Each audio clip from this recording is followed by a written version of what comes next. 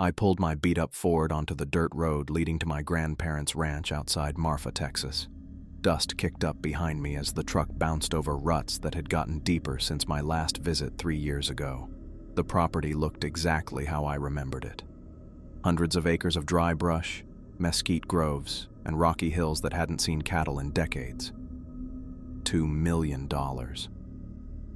The number kept playing in my head as I drove. The development company's offer seemed almost ridiculous for land this harsh and unforgiving. All I had to do was survey the boundaries, sign some papers, and collect my check. Easy money for a week's worth of work. The old farmhouse came into view as I rounded the last bend. Its white paint had mostly chipped away, leaving weather-beaten wood exposed to the elements. The porch sagged in the middle like an old horse's back. My grandfather had refused to fix it during his last 10 years, saying it gave the place character. I parked beside the house and killed the engine. For a minute, I just sat there in the sudden quiet. Nothing moved except heat ripples rising from the hood of my truck. The isolation hit me right away. No cars, no planes overhead, not even the distant noise of a highway. Just the occasional whisper of wind through dry grass. Inside the house, everything sat exactly as I remembered from the funeral. Dust covered every surface, but someone, probably the lawyer, had shut off the water and electricity to prevent damage. I dropped my duffel bag on the couch, sending up a small cloud that made me cough. My grandfather's desk still held his maps and papers, protected from dust by an old sheet someone had thrown over them.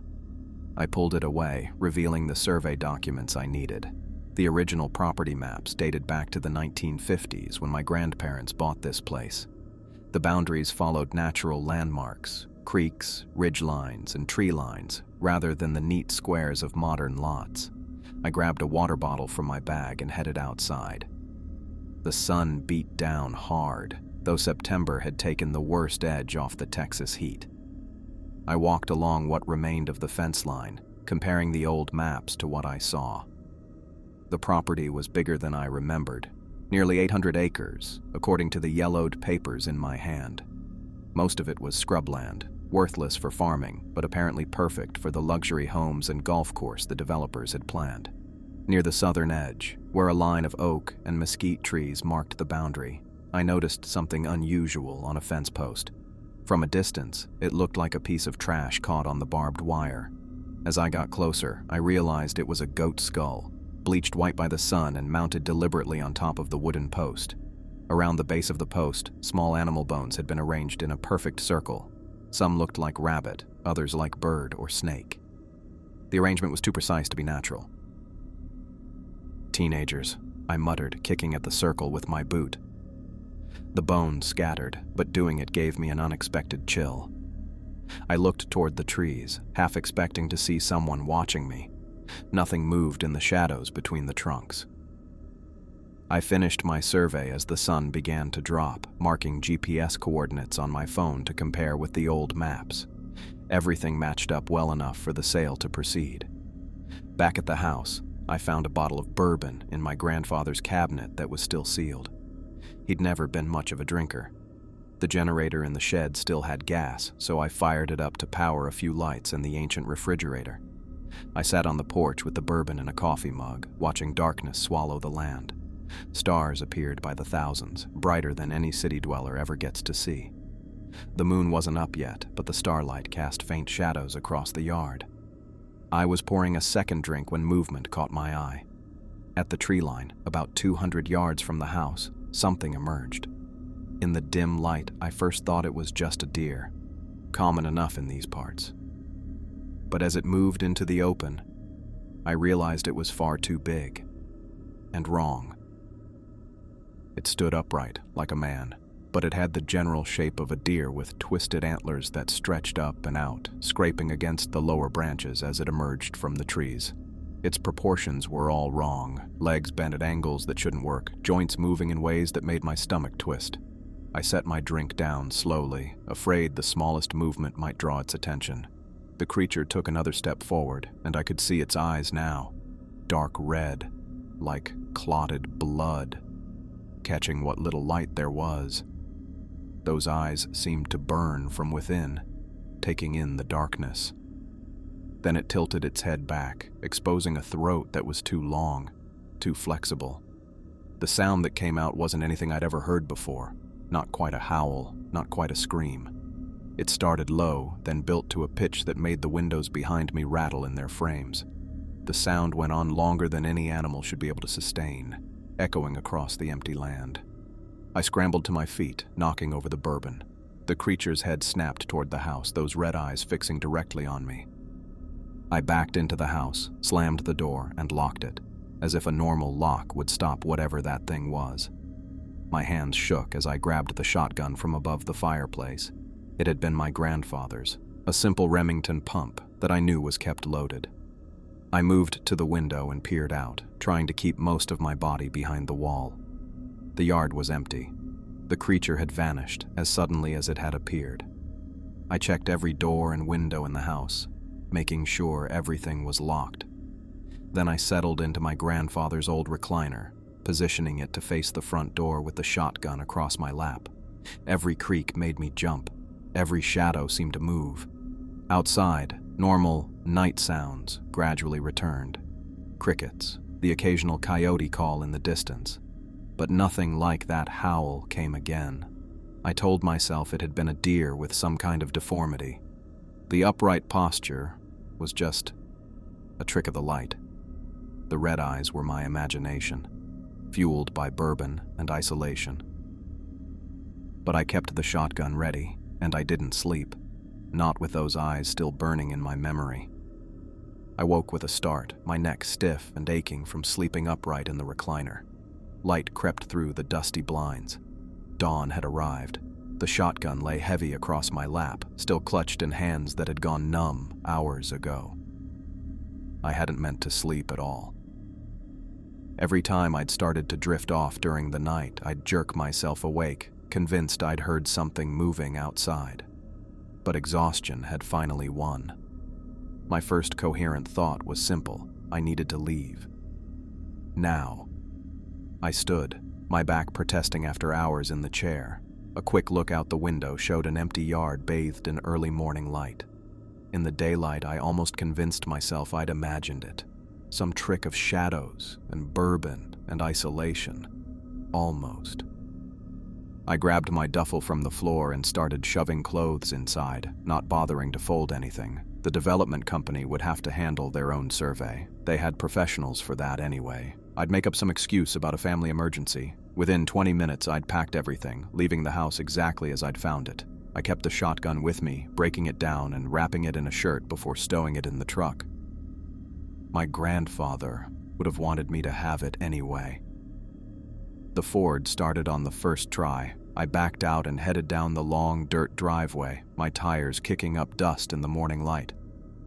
The isolation that had seemed peaceful yesterday now felt threatening. I checked my mirrors repeatedly, half expecting to see something following me. When I reached the turnoff to the main road, a generous term for the narrow strip of pavement that wound through the hills, I hit the brakes hard. What the hell? The road was completely blocked. A massive pile of boulders stretched across the entire width, some as big as my truck. The old mining slag heap that had sat precariously on the hill above for decades had finally given way, dumping tons of rock across my only exit route. I got out and walked closer, hoping it looked worse than it was. It didn't. On both sides of the road, Alameda Creek cut through steep banks, creating a narrow canyon with no way around. The nearest bridge was 30 miles in either direction, through terrain my truck couldn't handle. I pulled out my phone, already knowing what I'd see. No signal. The ranch had always been a dead zone. My grandfather had used a satellite phone for emergencies. Damn it! I kicked at one of the smaller rocks, accomplishing nothing except a sore toe. I spent the next hour trying to move the smaller boulders, but it was useless. Many weighed hundreds of pounds, and the larger ones would need heavy equipment to shift. The sun climbed higher, beating down on my back as I worked. By noon, I was soaked with sweat and had cleared exactly nothing. I sat on a rock, drinking from my last water bottle, staring at the impassable barrier. I had two choices: hike out, which meant at least 15 miles of rough country and heat that was climbing toward the high 80s, or go back to the ranch and figure out another solution. Maybe my grandfather had left some equipment I could use. The truck seemed like the safer option. At least I'd have water and shelter at the house. As afternoon shadows began to stretch across the landscape, I turned around and headed back, cutting across the pasture to save time. The grass was tall here, yellowed from months without rain, swishing against the undercarriage of my truck. I was about halfway across when I saw it. Standing perfectly still in the middle of the field was the creature from last night. In daylight, it looked even more wrong, a twisted parody of a deer standing upright on legs that bent at impossible angles. Its antlers stretched skyward, branching in ways that defied nature, and those eyes, still that same dark red, visible even at this distance. It was watching me, not moving, just watching. I yanked the wheel hard to the left, my body running on pure instinct. The truck bounced violently over the uneven ground. I didn't care where I was going as long as it was away from that thing. The steering wheel bucked in my hands as the front end dropped suddenly. The truck slammed to a jarring stop, the momentum throwing me forward against the seatbelt hard enough to knock the wind from my lungs. When I caught my breath and looked up, I realized what had happened. I'd driven straight into a hidden wash, a dry creek bed concealed by the tall grass. The front wheels hung over the edge, suspended in air. I tried reverse. The tires spun uselessly, kicking up dirt. I was stuck. My eyes shot to the rearview mirror. The creature had turned to face me, and now it was walking forward with the same deliberate, spider-like movements I'd seen the night before, each step measured, each joint bending in ways that made my skin crawl. I grabbed my Glock from the glove compartment, checking that it was loaded. The pistol felt inadequate against whatever was coming toward me, but it was better than nothing. I flung the door open and jumped out, my boots hitting the dirt hard. One look back confirmed the creature was still coming, moving with that unnatural gait, but picking up speed. I ran. The nearest cover was the tree line about 200 yards away. I sprinted through the tall grass, my lungs burning, the gun clutched in my right hand. Behind me, I heard nothing. No footsteps, no breaking twigs, nothing to indicate pursuit. That was somehow worse than hearing it follow. I crashed through mesquite branches as darkness swallowed the landscape. The dry wood cracked and scraped against my arms, leaving thin red welts. Behind me came sounds that made my blood run cold.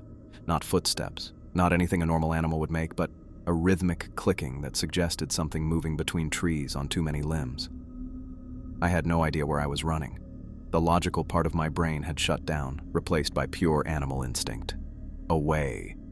Just get away. My boots caught on exposed roots, sending me sprawling into a patch of thorny underbrush. I tore my shirt free, feeling the barbs scrape skin beneath the fabric. The fall knocked the wind from me, but fear provided all the motivation I needed to keep moving. I scrambled back to my feet and pushed forward, deeper into the trees.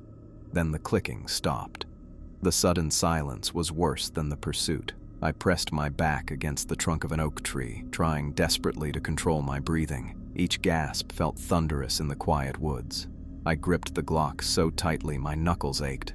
The gun seemed pathetically small now, facing whatever was out there. A branch creaked overhead, followed by another. Then I understood. It was circling, moving through the canopy above me. The tree limbs swayed slightly, marking its path. I could visualize it up there, those wrong-angled limbs carrying it from branch to branch, those red eyes searching. A branch snapped directly above my head. Small pieces of bark rained down on my face. I didn't look up. I ran. Deeper into the woods, I stumbled blindly, following what looked like an old deer trail barely visible in the fading light. My lungs burned. My legs felt like rubber, but I kept moving. The howl that cut through the trees made me stumble. It was closer now, and somehow different from what I'd heard before. The sound rose and fell in patterns that felt almost deliberate, almost conversational in tone, like it was calling to me specifically. Through a gap in the trees, I spotted a small clearing ahead. In the center stood what looked like a wooden platform raised on stilts, an old hunting blind, the kind deer hunters used to stay out of sight. It was weathered and listing to one side, clearly abandoned for years, but right now it looked like the Ritz-Carlton. I burst into the clearing and made straight for it. The ladder leading up to the blind consisted of boards nailed directly to the support posts. They creaked ominously under my weight as I climbed, threatening to give way with each step. The whole structure swayed slightly as I hauled myself through the small opening into the blind. Inside was barely enough space to crouch. The floor was covered with old leaves and animal droppings. 3 walls had narrow slits for watching game, while the 4th held the entrance I'd just crawled through. I turned in a slow circle, peering through each gap in the walls. The clearing looked empty in the dying light. Then something moved at the edge of the trees.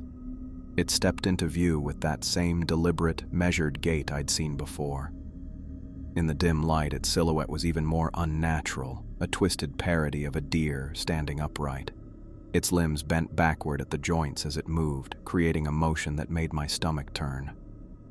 Those massive antlers scraped against the bark of trees as it passed, leaving pale marks on the trunks.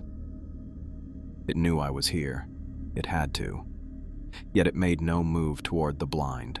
Instead, it began to circle the clearing's edge, those red eyes occasionally catching what little light remained. Sometimes it would stop and turn its head toward the blind, as if staring directly at me through the walls. I gripped the Glock with both hands, trying to stop them from shaking. The pistol held 15 rounds. I didn't want to think about what would happen if 15 bullets weren't enough. For over an hour, it continued its circuit around the clearing, sometimes venturing a few steps closer to the blind, sometimes fading back into the trees only to reappear at another spot. It never made a direct approach. It was patient, watching, waiting. Then, without any warning, it melted back into the darkness. One moment it was there, the next it was gone. I stayed frozen in place, not trusting its absence. Through the gaps in the walls, I stared into the darkness until my eyes ached. In the distance, a howl rose up, similar to the one I'd heard before. Then another answered from a different direction. Then a third. They sounded like they were coming from multiple locations around the property. The night stretched on endlessly. Every sound made me flinch. A branch creaking in the wind, an owl calling from somewhere nearby, the rustle of small animals in the underbrush. My legs went numb from crouching in the same position, but I didn't dare move or make noise. I kept the gun ready, watching through the slits in the blind's walls. The stars tracked slowly across the sky, visible in patches through the canopy. I caught myself nodding off a few times, my head dipping forward before jerking back up, heart racing. Still, the creature didn't return. But those distant howls continued, sometimes closer, sometimes farther away. They carried through the night air, echoing off the hills. I couldn't shake the feeling they were communicating, coordinating. The worst part was not knowing what that thing was. Not knowing if it was still out there, waiting. Not knowing if I'd live to see morning. I adjusted my grip on the pistol, trying to restore feeling to my fingers. All I could do was wait. First light filtered through the gaps in the blind's walls, waking me from a light doze. I blinked, trying to focus my eyes. The gun was still clutched in my hands, fingers stiff and cramped around the grip. I listened carefully, hearing nothing but normal morning forest sounds. Birds chirping, a light breeze rustling leaves, no clicking, no howls. Nothing for at least 2 hours now. My legs had gone completely numb from crouching all night in the same position. When I tried to move, pins and needles shot through them, so painful I had to bite my lip to keep from making noise. I worked my ankles in slow circles, trying to get blood flowing again. I peered through each of the viewing slits, checking the clearing. Empty. The morning light revealed nothing unusual, just trampled grass and the tracks my own boots had left. After another 10 minutes of listening and watching, I decided to risk climbing down. Every joint in my body protested as I moved toward the opening. The wooden floor creaked under my weight, the sound seemingly amplified in the quiet morning. I lowered myself through the hole feet first, keeping the gun ready in my right hand. The rickety ladder swayed as I descended, each board groaning. When my boots finally touched solid ground, I crouched behind the blind's support post, scanning the tree line. Nothing moved. Sunrise was just beginning to the east, which meant the ranch house should be roughly north from here. I checked the position of the early morning sun to orient myself, then picked what looked like the clearest path through the trees. I moved carefully, stopping every few yards to listen. My boots made too much noise on the leaf-covered forest floor, no matter how carefully I stepped. Twigs snapped, dry leaves crunched. Each sound made me wince and freeze, waiting for some response from the woods around me. None came. After about 20 minutes of slow progress, the trees began to thin. Through the trunks ahead, I could make out open space, the edge of the forest. I stopped behind the last line of trees, studying the open pasture beyond. The ranch house sat on its low hill about 2 miles away, early sun glinting off its windows. Below it, I could see my truck, still stuck in the wash where I'd left it yesterday. The pasture between me and the house was empty. Just tall, yellow grass rippling in the light breeze. Nothing moved across the open ground. No sign of the creature, no sign of anything. I remained still, watching the pasture for a full 5 minutes. The smart move would be to stick to the tree line, circling around to approach the house from the back, but that would add miles to my journey through rough terrain. My throat was parched, my stomach empty. I needed water and food. Taking a deep breath, I stepped out from the trees. The sudden exposure made my skin crawl. I felt like a target on a shooting range, visible from all sides. I kept the gun up, finger resting beside the trigger, and started jogging across the field. Every few steps, I glanced over my shoulder, checking the tree line behind me. The grass whipped against my legs as I moved, creating constant rustling sounds that masked any noise of pursuit. That thought kept me running faster. As I got closer to the house, I could see the barn off to the side. Its wide doors hung open, swaying slightly in the breeze. I veered toward it, deciding it was closer than the house and might offer tools to help with my stuck truck. I paused at the barn entrance, gun raised, and peered inside. Dust motes floated in shafts of sunlight that cut through gaps in the wooden walls. Farm equipment, covered in years of dust, filled most of the space. Old hay bales, long since dried to straw, were stacked against one wall. In the center sat my grandfather's ancient John Deere tractor. The green paint was faded and chipped, but it looked intact. The keys dangled from the ignition, right where my grandfather always left them. I climbed up into the seat, holstering my gun. The vinyl was cracked and sun-damaged, but held my weight. I turned the key and pressed the starter button. Nothing happened. I tried again, pumping the gas pedal a couple times. The engine coughed, sputtered, then caught with a roar that seemed deafening after hours of strained silence. Black smoke belched from the exhaust pipe, then cleared as the engine settled into a rough idle. The fuel gauge showed half a tank, more than enough. I put it in gear and eased out of the barn, the big tires crushing weeds that had grown up around the entrance. The tractor moved slowly but steadily across the field toward my truck. Every few seconds I scanned the tree line, expecting to see that twisted silhouette emerge. Nothing appeared. My truck sat exactly as I'd left it, front wheels hanging over the edge of the wash.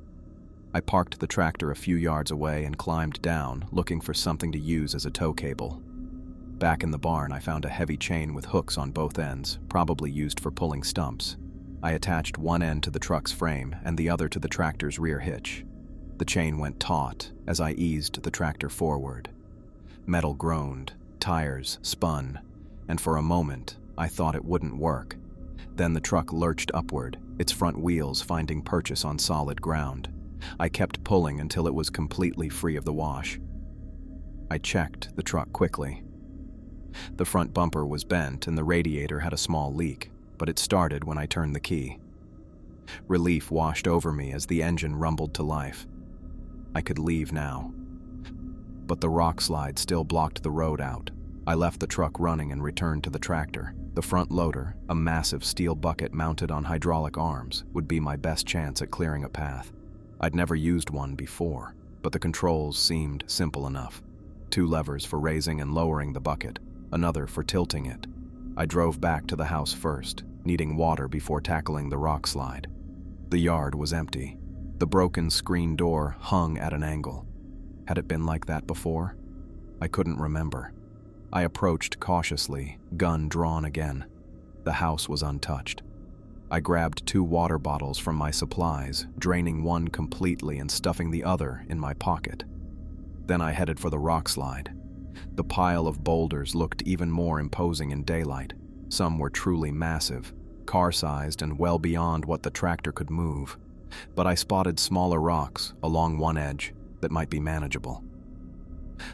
I positioned the tractor and lowered the bucket, scraping it against the smaller boulders. The tractor groaned as I pushed forward, its rear tires spinning slightly before finding traction. Rocks shifted, rolled, some falling away to create a small gap.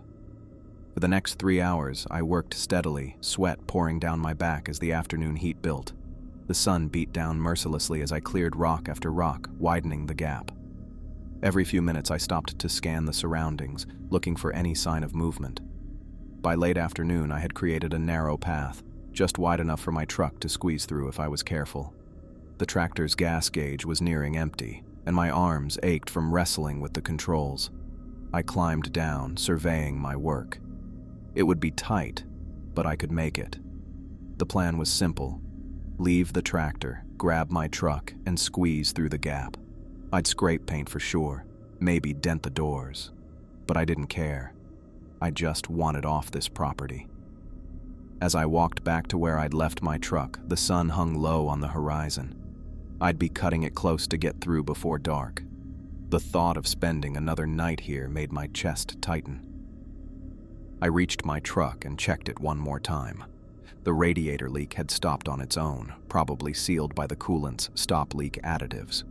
The gas tank was 3/4 full, more than enough to get to the nearest town. I slid behind the wheel, feeling a moment of relief as I closed the door. I was almost out.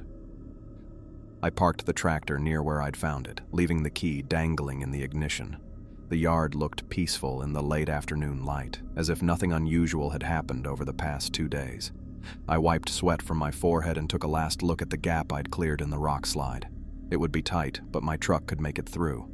Before leaving, I needed to grab the rest of my things from the house. No point in leaving anything behind when I had no plans to return. Ever.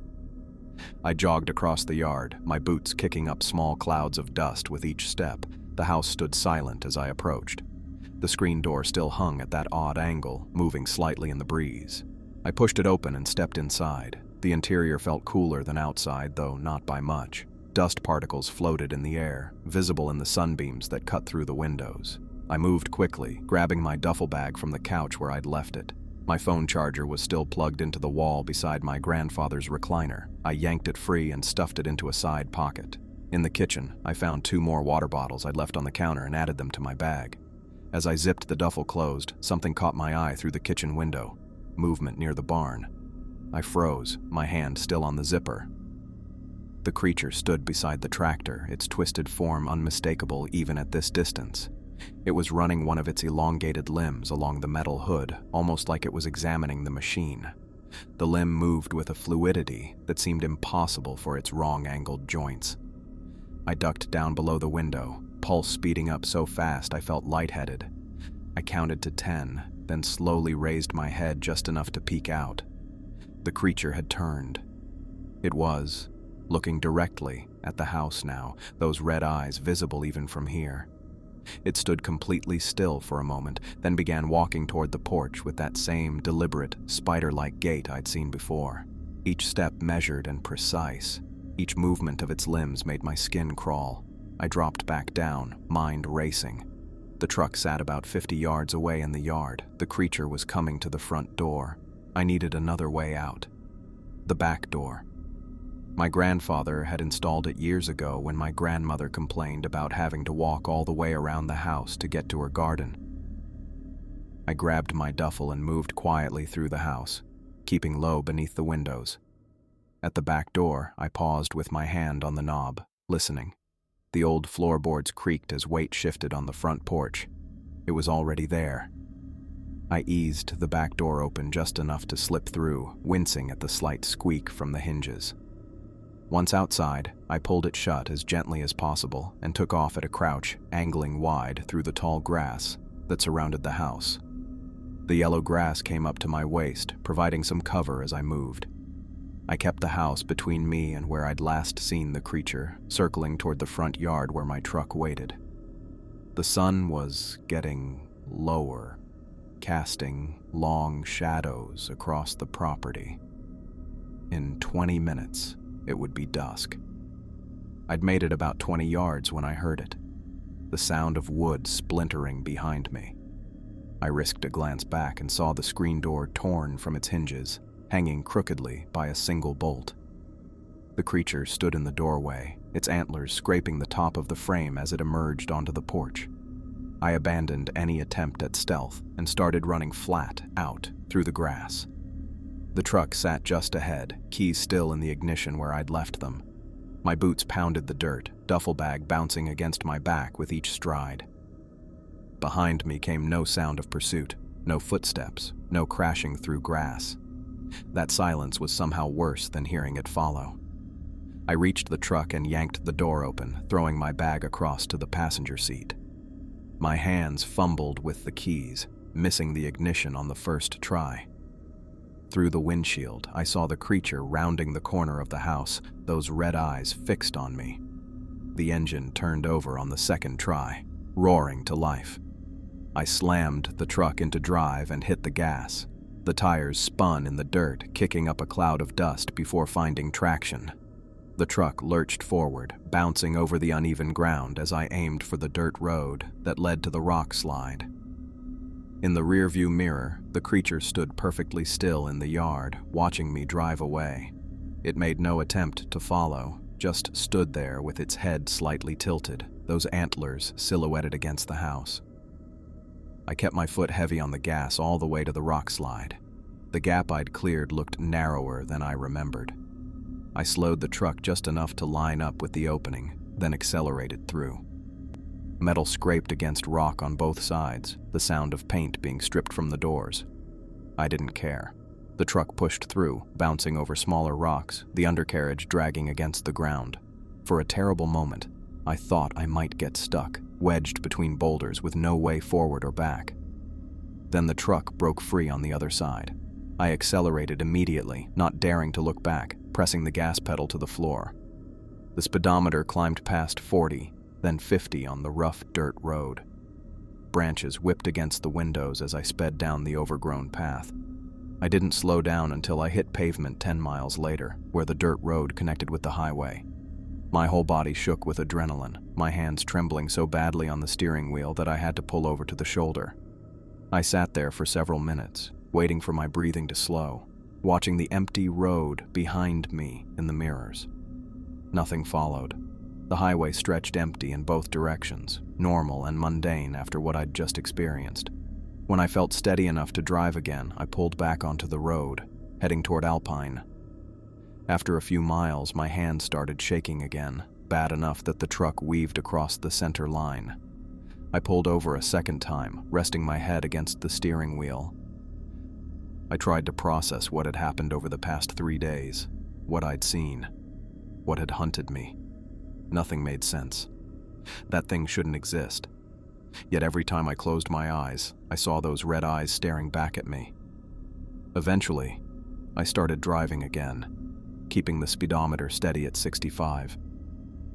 Every few seconds, I checked the rearview mirror, half expecting to see something following.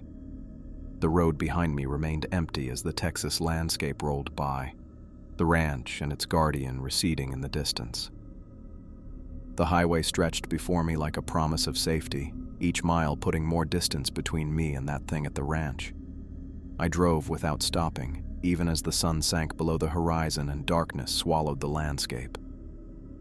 My truck's headlights cut through the night, illuminating only a small patch of road ahead, while everything beyond remained hidden in shadow. Alpine appeared around a bend, its scattered lights a welcome sight after miles of empty darkness. The "Welcome to Alpine" sign reflected my headlights as I passed, and something inside me eased slightly. Town meant people. People meant safety, or at least the illusion of it. I spotted the red Motel 6 sign glowing against the night sky and pulled into the parking lot without hesitation. The truck's engine ticked as it cooled, and I sat for a moment, hands still gripping the steering wheel. My knuckles had gone white, and I had to consciously force my fingers to uncurl. The motel office was small and brightly lit. A middle-aged woman with reading glasses looked up from her romance novel as I entered. I must have looked terrible.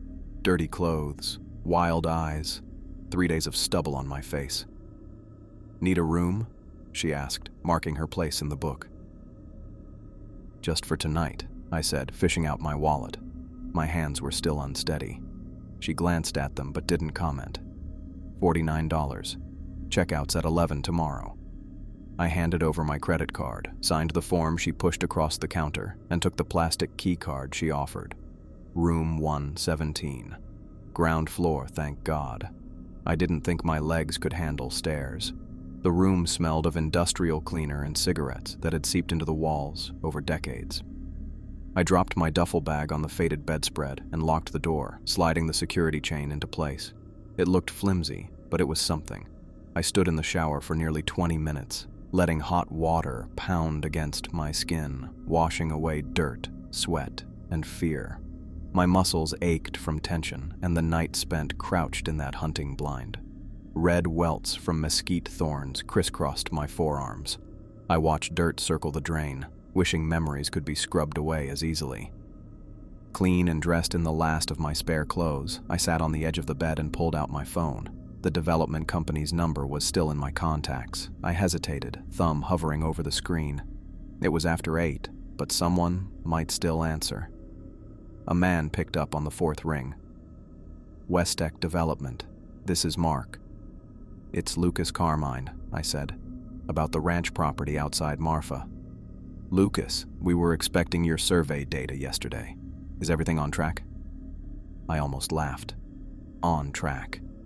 As if I'd just been delayed by bad weather or a flat tire. "I'm not going back out there," I said flatly. "I'll sign whatever paperwork you need, but you'll have to handle the survey yourselves." Silence on the line. Then, "Is there a problem with the property?" "No," I lied. "Personal emergency. I need to head back to San Antonio. We have deadlines with the investors, Lucas. The preliminary work needs—" "I'm not going back," I repeated, cutting him off. "Send your own people. I'll sign the sale documents as soon as they're ready." Mark sighed, the sound crackling through the phone. "Fine, I'll have our survey team out there tomorrow, but this delays everything by at least a week." "Sorry about that," I said, not feeling sorry at all. After hanging up, I turned on the TV, flipping channels until I found a sitcom with a laugh track. The artificial normality of it helped somehow. I ordered a pizza from the only place in town still delivering and ate mechanically, barely tasting it. The TV droned on as I lay back on the bed, staring at the ceiling. Now that I had stopped moving, my mind couldn't avoid circling back to what I'd seen over the past 3 days. Those red eyes. The way it moved on limbs that bent at impossible angles. The deliberate, patient way it had stalked me. What was it? Some deformed animal? A hallucination brought on by isolation and stress? But no, it had been too real. It had torn the screen door from its hinges. It had howled in that unnatural way that made the windows rattle. I picked up my phone and searched "deer standing upright Texas." The results were just hunting forums and joke videos. I tried Texas folklore monster deer and got tourist websites about chupacabras and ghost stories. Nothing that matched what I'd seen. As midnight approached, my eyelids grew heavy. The TV had switched to a late-night talk show, the host's voice becoming a soothing background murmur. Sleep pulled at me, though I fought against it. Sleep meant vulnerability. My phone rang, jolting me fully awake. The screen showed an unknown number with a local area code. Probably the pizza place confirming I'd received my order, or the motel office with some question about my check-in. "Hello?" I answered, voice rough with exhaustion. Nothing, just silence on the line. "Hello?" I repeated, irritation replacing confusion. The silence held for another beat. Then came a sound that made my blood freeze, a low, distant howl that seemed to echo through the connection. It might have been wind, static, or something else entirely, but my mind immediately recognized it as the same haunting call I'd heard at the ranch. I dropped the phone like it had burned me. It bounced on the carpet, the eerie sound still audible even from a distance. I snatched it up and ended the call, hands shaking worse than they had all day. Whether it was my imagination or something more sinister, the message was clear. I wasn't safe here. I grabbed my duffel bag and stuffed my belongings inside, not bothering to fold anything. The wet towel from my shower went in last. I checked the room twice to make sure I hadn't left anything, then hurried out to my truck. The motel parking lot was mostly empty, just a few cars scattered under yellow security lights. The night air felt cool against my face as I threw my bag into the passenger seat and climbed in behind the wheel. As I started the engine, I scanned the darkness beyond the parking lot. The street was empty, no movement in the shadows between buildings, nothing watching from the open field across the road. Yet the feeling of being observed wouldn't leave me. I pulled out of the lot without stopping at the office to check out. They had my credit card information. They could charge me for the full night. The town of Alpine slid past my windows, most buildings dark at this hour. I headed for Interstate 10, pushing the speed limit as soon as I hit the on-ramp. San Antonio was nearly 400 miles away. I could make it by morning if I drove straight through. The thought of putting that much distance between myself and West Texas propelled me forward, foot heavy on the gas pedal. I'd been living in San Antonio for the past 5 years, ever since taking that construction management job after college. My apartment there felt impossibly far away now. The radio helped keep me awake, though I changed stations whenever a song ended, afraid of what might come through the speakers during those moments of silence. The truck's gas gauge dipped toward a quarter tank around 2 a.m, forcing me to exit in Fort Stockton. The gas station glowed like an island of harsh fluorescent light in the darkness. An old man with leathery skin sat behind the counter inside, watching a small TV mounted on the wall. He nodded as I entered to pay for my gas. "Pump 3, I said, putting down 2 20s, "and a large coffee." He rang me up, eyes lingering on my face longer than necessary. "You okay, son? Look like you've seen a ghost." I forced a smile that felt more like a grimace. "Just tired. Long drive.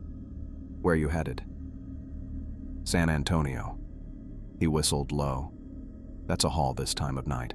Something chasing you?" The question hit too close to reality. I laughed nervously. "Just a deadline." He poured coffee into a styrofoam cup and pushed it across the counter. "On the house. You look like you need it." I thanked him and hurried back to my truck. The coffee was bitter and burnt, but the caffeine and heat were welcome. I pulled back onto the interstate, once again scanning my mirrors before accelerating. For the next 100 miles, I checked the rearview mirror every few seconds, expecting to see those red eyes in the darkness behind me. Every set of headlights made my heart rate spike until they passed or turned off onto another road. Somewhere east of Ozona, about 300 miles from the ranch, I realized I hadn't checked the mirror in several minutes. The compulsion was fading, replaced by exhaustion so deep it felt like my bones were made of lead. The caffeine had worn off, leaving me jittery but still desperately tired. I rolled down the windows, letting cold air blast my face. The radio volume went up. I sang along badly to songs I barely knew, anything to stay awake for the final stretch. Dawn broke as I approached San Antonio, the sky lightening to pale blue above the city's skyline. Morning traffic had already begun, normal people heading to normal jobs with normal problems. I felt disconnected from them all. as if I'd returned from some other world where twisted deer things stalked you through the trees. I reached my apartment building just after 7, parking haphazardly in my assigned spot. The stairs to my second-floor unit nearly defeated me, my legs trembling with each step. Inside, I dropped my bag, locked the door with both the deadbolt and chain, and collapsed onto my bed without bothering to undress. Sleep came instantly, dreamless and heavy. When my phone rang hours later, I clawed my way back to consciousness, disoriented and groggy. The phone showed nearly noon. The number on the screen belonged to Westech Development. I almost didn't answer, but the memory of that other call, the one with the strange sound, pushed me to hit the green button. "Hello?" My voice was rough with sleep. "Lucas, it's Mark from Westech." He sounded agitated. "We sent our survey team out to your grandparents' property this morning." I sat up, suddenly wide awake. "And?" "They came back. All of them. They refused to stay on the property. Wouldn't even explain why they wouldn't complete the job." I stared at my phone for a long time after Mark hung up. The survey team had refused to stay on the property. They wouldn't explain why. I knew why. The next 2 days passed in a blur of sleepless nights and coffee-fueled days. I called in sick to my construction management job. Not that I had anything to go back to anyway. The project I'd been overseeing had wrapped up the week before I left for the ranch. That's why the timing had seemed so perfect. Finish one job, sell my grandparents' property, pocket the money, find something new. Now, everything had changed. I sat in a leather chair across from Barbara Whitman, a real estate attorney whose office occupied a small corner of a glass building downtown. Her desk was neat, with just a few folders and a computer monitor between us. She looked at me over reading glasses that hung from a beaded chain around her neck. "You understand that the Conservation Trust is offering significantly less than the development company," she said, tapping a pen against the contract in front of her. $800,000 versus $2 million. That's a substantial difference, Mr. Carmine." "I understand," I said. "And you're certain about this decision?" I nodded. "The land should stay like it is. No houses. No golf courses." She studied me for a moment. "May I ask what changed your mind? When we spoke last month, you were quite enthusiastic about the Westech offer." I looked down at my hands. They were steady now, at least. "It felt wrong to develop it," I said simply. She waited for me to elaborate.